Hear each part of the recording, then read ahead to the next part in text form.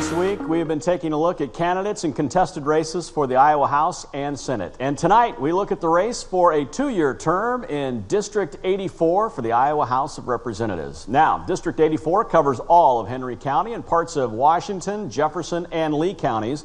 The largest city within the district is Mount Pleasant. And after that, it's New London, Wayland, and Winfield. Running in the district is incumbent candidate David Heaton, a Republican, and Democratic challenger Kerry Duncan.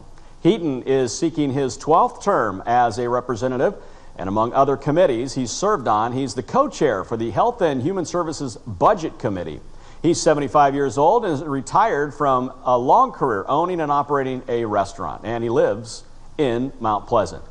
Duncan, meanwhile, lives in the southeast corner of Lee County and works for American Ordnance, an ammunition manufacturer. As a munitions operator, she's 56 years old and says she's running because she believes it's time for a new voice to represent the district. KYOU asked each candidate about their position on budget priorities as well as taxes, and here's just a portion of what they had to say.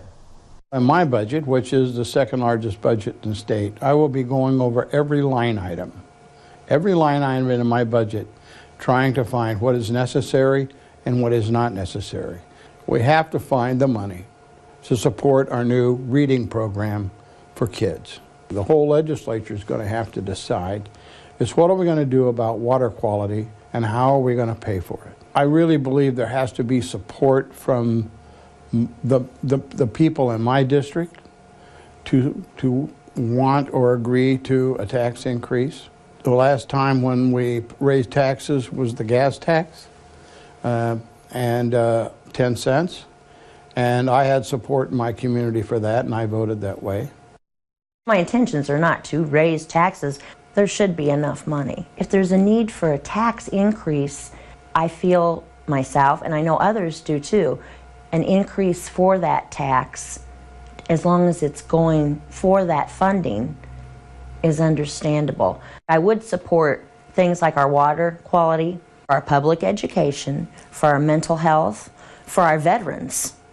There needs to be, we need to be paying more close attention to those that have served us. We should be serving. There needs to be more money funded for them to make them active in the community again. Well, Iowa's temporary medical marijuana law will expire July 1st of next year, but a new law is expected to take shape during the next legislative session. So we asked the candidates for their stance on medical marijuana, and here's a portion of what they had to say. When you see these kids who are suffering from their illnesses, that the cannabis oil will work on their condition, your heart goes out to them.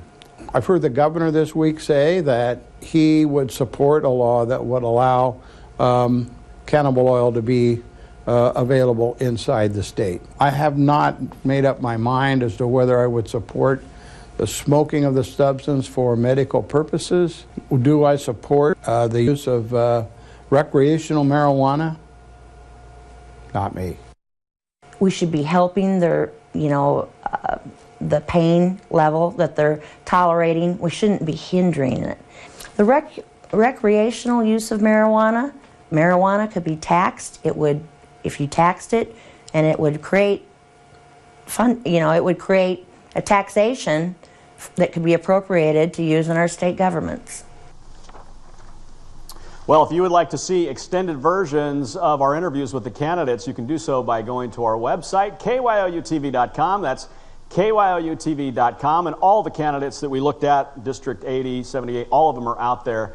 Get on out there to take a look at the candidates. Be informed before you vote.